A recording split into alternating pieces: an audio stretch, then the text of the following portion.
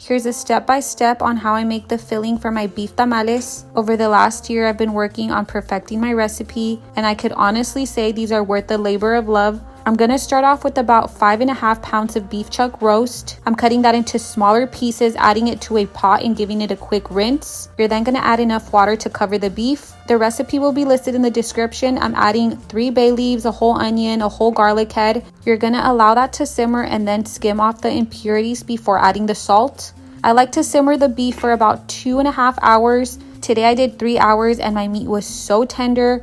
It's so tender you can shred it with 2 forks. Make sure to save the beef broth because we're going to use that for the masa. I'm now moving on to my dried chiles. I'm using chile guajillo and chile ancho. You're going to go ahead and clean and de-seed your chiles. Add it to a pot. You're going to give it a quick rinse. In the same pot, I'm going to add my tomatillos that have already been cleaned. Bring the pot to a simmer, and I like to remove my tomatillos once they change color, which usually takes about 3 minutes once it starts simmering. I let the guajillo sit in the pot for 5 more minutes. Then I'm adding everything to a blender. Chile guajillo, the tomatillo, a few spices, garlic, and 2 cups of the broth. I blend in 2 parts because I don't want to overfill my blender. Adding 1 tablespoon of lard to a pot. I'm going to add my red sauce and we're going to let that simmer on low for about 10 minutes. You're then going to want to save 2 cups of the red sauce for that masa. Add your shredded beef. Let that simmer on low for 5 minutes. Allow your meat to fully cool down before you start assembling your tamales. In part 2, I will show you how I make the masa and how I assemble my tamales.